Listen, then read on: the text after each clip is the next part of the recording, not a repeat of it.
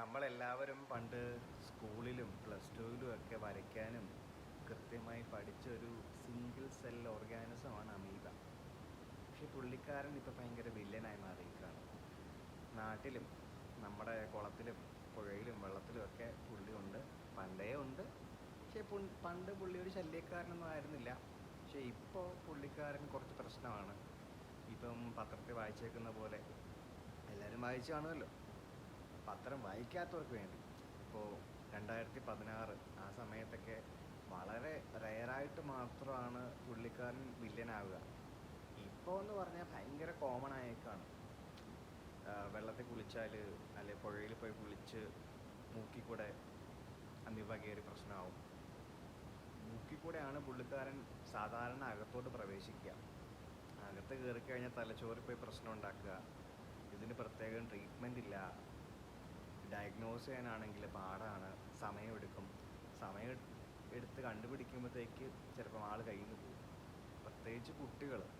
പിന്നെ കുട്ടികൾക്ക് പനി വന്നാൽ നമ്മൾ കളിക്കാൻ പോയി എന്ന് കരുതുന്നല്ലാതെ നമ്മളതിനെപ്പറ്റി ഭയങ്കര ഡീറ്റെയിൽ ആയിട്ട് ചിന്തിക്കത്തില്ല. അപ്പം എല്ലാവരും നമ്മുടെ നാട്ടിലിത് വന്നിട്ടില്ല അല്ലെങ്കിൽ നമ്മുടെ വീട്ടിനടുത്ത് കുഴപ്പമൊന്നുമില്ല എന്ന് കരുതാതെ, പണ്ട് ചൈനയിൽ വന്ന കോവിഡ് കേരളത്തിലെത്തി എല്ലാവർക്കും വരാൻ വേണ്ടി വലിയ സമയമൊന്നും എടുത്തില്ല.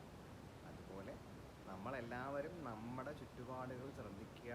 ദയവായി ഇതൊരു കാര്യമാക്കി എടുക്കുക. കുറച്ച് പ്രശ്നമാവും. അല്ലെങ്കിൽ മാത്രമല്ല, ഷവറിൽ കുളിച്ച ആൾക്കാർക്ക് വരെ അസുഖം വന്നു എന്നാണ് പറയുന്നത്.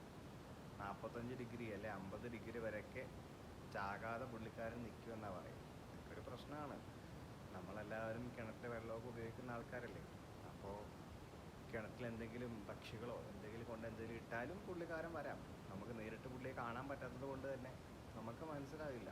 നമ്മളെല്ലാ വട്ടവും യൂസ് ചെയ്യുന്ന വെള്ളം കുഴപ്പമൊന്നും കാണത്തില്ല, ചിലപ്പോൾ നമ്മൾ കരുതി ഉപയോഗിക്കും. പിന്നെ നമുക്ക് എല്ലാവർക്കും ഉള്ളൊരു കുഴപ്പമാണ് ഈ മൂക്കിൽ കൈയിടുക അല്ലെ വിരലിടുക എന്നുള്ള അസുഖം. ഇപ്പം തന്നെ ഇത് കാണുമ്പോൾ എത്ര പേരായിരിക്കും മൂക്കിൽ വിരലിട്ടിട്ടുണ്ടാവുക? നോർമലാണ്, നമ്മളെല്ലാവരും ചെയ്യും.